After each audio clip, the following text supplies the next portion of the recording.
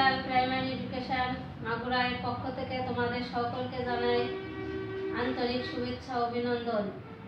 আমি মলিনা সাহা, সহকারী শিক্ষক, আরপাড়া কেজি সরকারি প্রাথমিক বিদ্যালয়। তো বন্ধুরা, কিছু ছবি দেখবে? এটা কি বন্ধুরা? হ্যাঁ, ঠিক বলেছো, রয়্যাল বেঙ্গল টাইগার, তাই তো? বাহ, এটা হচ্ছে রয়্যাল বেঙ্গল টাইগার। এটা কোথায় পাওয়া যায় বলো তো? সুন্দরবনে। হ্যাঁ, ঠিক বলেছো। এইটা কি বলো তো? হনুমান, বানর। আচ্ছা, এইটা কি বলো তো? এইটা কি বলো তো? কুমির। ঠিক। এই সব মিলায়ে এটা কোথাকার দৃশ্য বলে মনে হচ্ছে বলো তো? সুন্দরবনে। হ্যাঁ, ঠিক বলেছো। তাহলে আরেকটা ছবি দেখো। এই ছবিতে তোমরা কি কি দেখতে পাচ্ছ দেখো তো? মনে হচ্ছে কারা যেন আগুন লাগায় নিয়ে এসে কোথায়, এটা কি বলো তো? মৌচাক, তাই তো? মৌচাকে ধোঁয়া দিচ্ছে। কেন বলো তো? মৌচাকে কেন ধোঁয়া দেয়? মধু সংগ্রহের জন্য। ঠিক বলেছো। তাহলে এরা কি করছে? এই মৌচাক থেকে মধু সংগ্রহ করছে, তাই তো? এদেরকে কি বলে? মৌয়াল। ঠিক বলেছো। আর একটা ছবি দেখি আমরা। কিছু লোকজনে কি করছে বলো তো? কুড়াল দিয়ে গাছ কাটছে, কাঠ কাটছে, তাই তো? আবার নদী পথে কি আসছে? নৌকায় করে তারা আসা যাওয়া করছে, তাই তো? আবার এখানে ঘর মতো মনে হচ্ছে, তাই না? এ ঘরে কি কেউ বাস করে? করে, হ্যাঁ, মনে হচ্ছে করে, তাই তো? কারা করে বলো তো? এরাই। আচ্ছা, এই যে কাঠ কাটছে, এটা সুন্দরবন থেকে কাঠ কাটছে, এই যে নৌকায় করে এরা নিয়ে যাবে, বাজারে নিয়ে যাবে, বিক্রি করবে। এদের পেশার একটা নাম আছে, বলতে পারো? এই পেশাটার নাম কি? বাওয়ালি। পেশাটার নাম বাওয়ালি। অর্থাৎ সুন্দরবনে যারা কাঠ কেটে বাজারে বিক্রি করে, গোল পাতা সংগ্রহ করে, এদেরকে বলা হয় বাওয়ালি। তাহলে বাওয়ালিদের কর্মকাণ্ড এখানে দেখা যাচ্ছে, তাই তো? আরো ছবি দেখবে বন্ধুরা? এগুলো কোথায় পাওয়া যায় বলো? সুন্দরবনে। এগুলো কি বলো তো? হরিণ। ঠিক বলেছো। সুন্দরবনে কত জীবজন্তু, তাই না বন্ধুরা? বইয়ের 56 পৃষ্ঠা দেখা যাচ্ছে। 56 পৃষ্ঠা খুলো। বাওয়ালিদের গল্প। আমাদের জন্মভূমি বাংলাদেশ। এর প্রায় পুরোটাই সমতল ভূমি। আমাদের দেশের দক্ষিণ পশ্চিম কোণে বঙ্গোপসাগরের তীরে সুন্দরবন। এই বনের সব গাছই বঙ্গোপসাগরের নোনা পানিতে বেঁচে থাকে।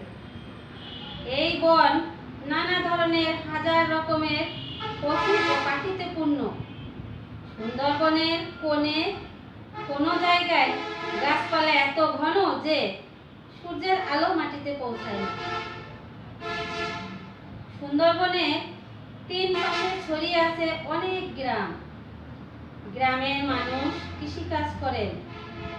গ্রামের অনেক মানুষ বন থেকে গোলপাতা ও মধু সংগ্রহ করে। মৌমাছিরা গাছে গাছে তাদের মৌচাক বানায়।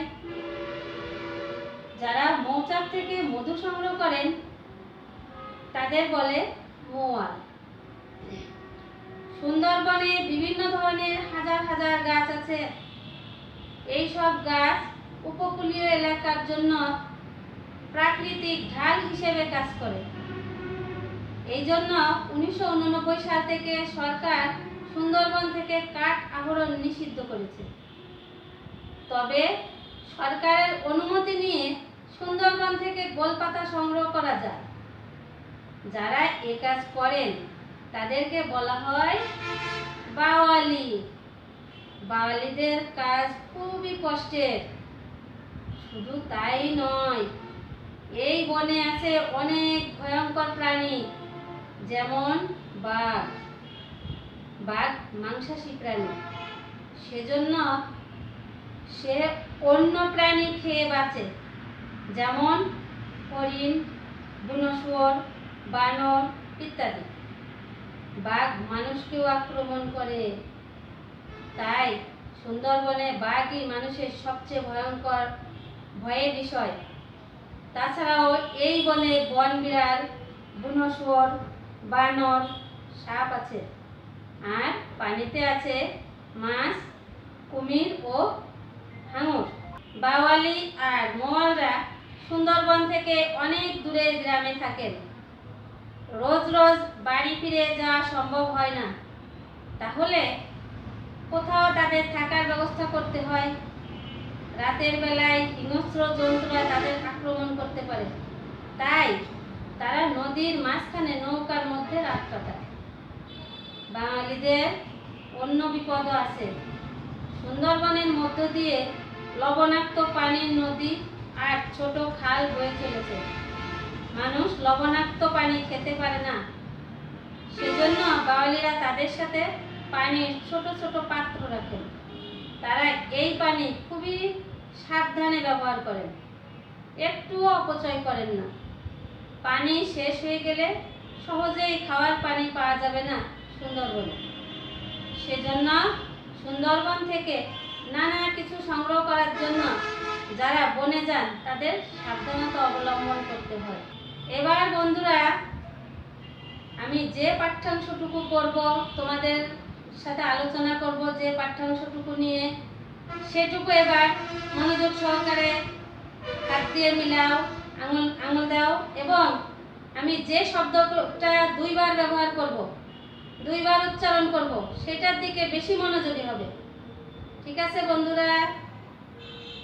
এবার তোমরা মনোযোগ সহকারে আবার বইতে হাত দাও।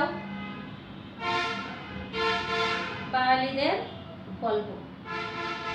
গল্প আমাদের জন্মভূমি বাংলাদেশ। জন্মভূমি এর প্রায় পুরোটাই সমতল ভূমি। পুরোটাই সমতল ভূমি। আমাদের দেশের দক্ষিণ পশ্চিম কোণে বঙ্গোপসাগরের তীরে সুন্দরবন। বঙ্গোপসাগরের তীরে সুন্দরবন।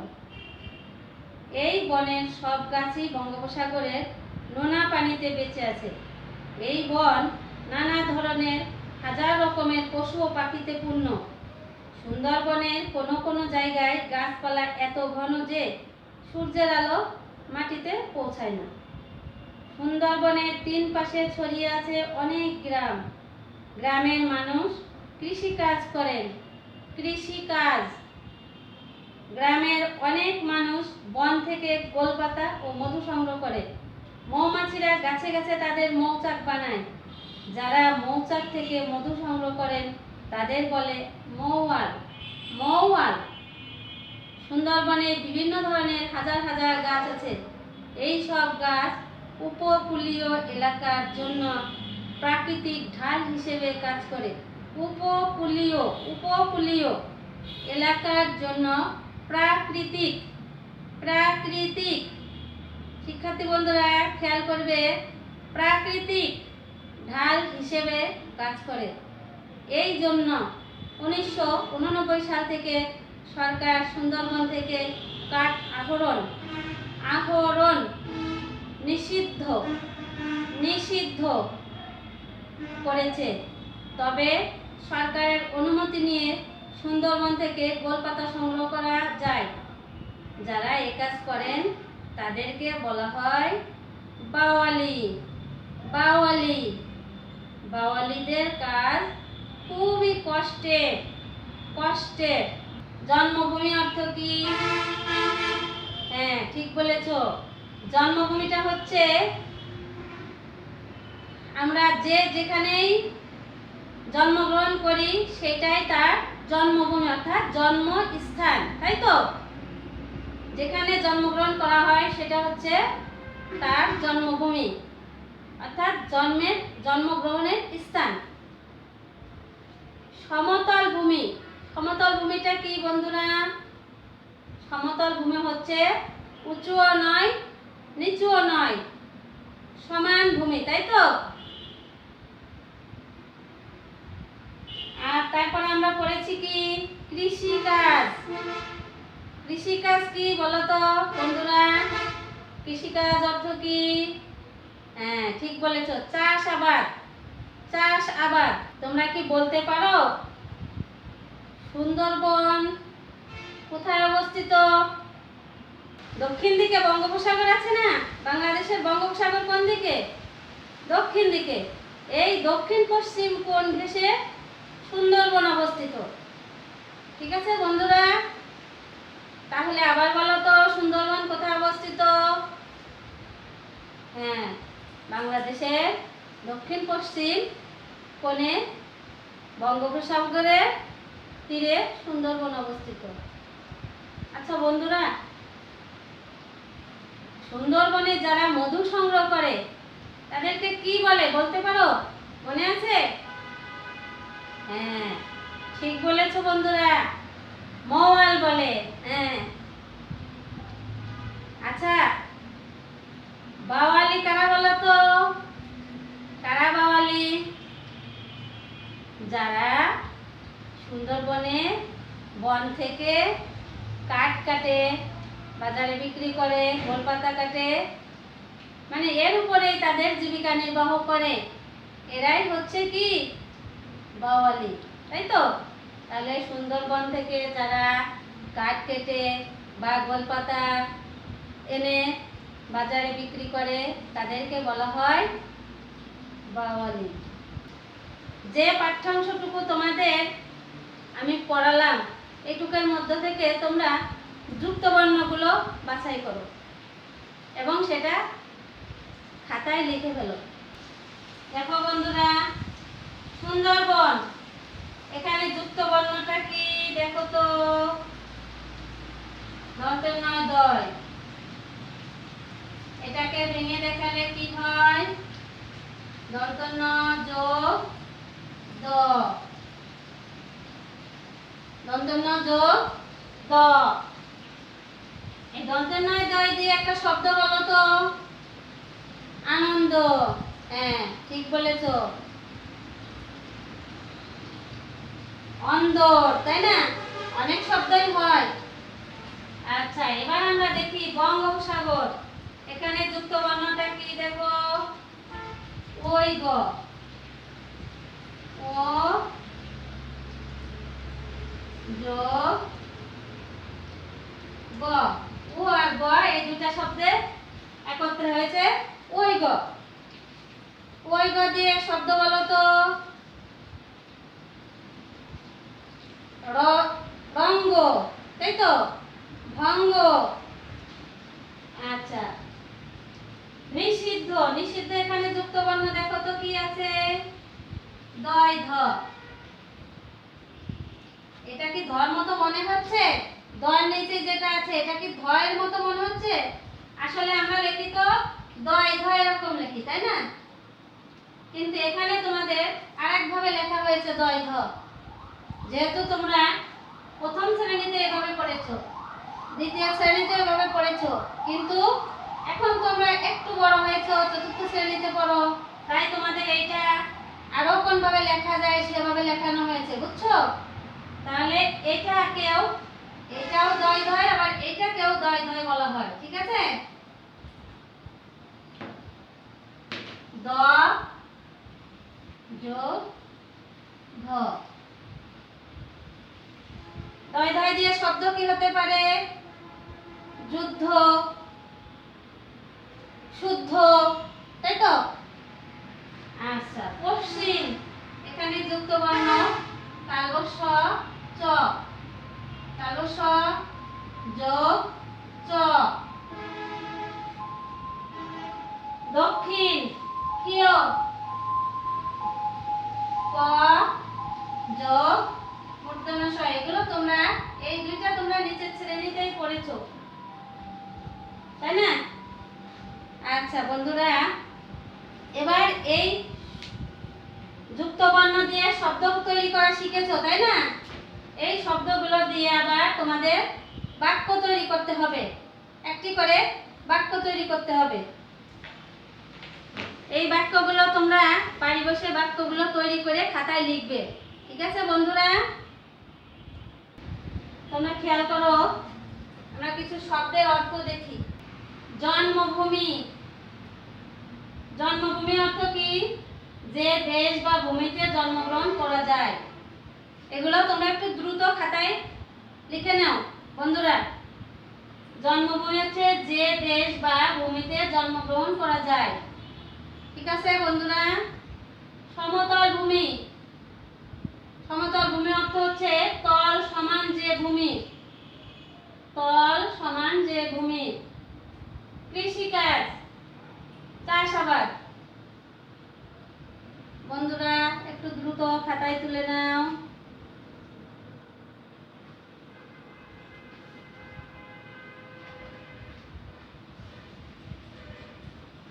হয়েছে বন্ধুরা? এবার তোমরা এক কথায় প্রকাশ দেখো। মৌচাক থেকে মধু সংগ্রহ করেন যিনি, এক কথায় বলে মৌয়াল। মৌয়াল বানানটা খেয়াল রাখবে, বানান ভুল হলে কিন্তু হবে না। মৌয়াল, মৌকার অন্তঃস্থকার ল, মৌয়াল। যারা সুন্দরবন থেকে কাঠ বা গোলপাতা সংগ্রহের কাজ করে, বাওয়ালি। বন্ধুরা আরেকটু মনোযোগ সহকারে দেখো, তোমাদের গল্পের শিরোনাম ছিল বাওয়ালি, বয়াকার ও অন্তঃস্থকার লয় রশ্মি ছিল, আর এখানে আছে বাওয়ালি লয় দীর্ঘি। এটা খেয়াল থাকে যেন, বাওয়ালিদের ছিল সেই জন্য ওখানে লয় রশ্মি ছিল, কিন্তু এখানে শুধু বাওয়ালি।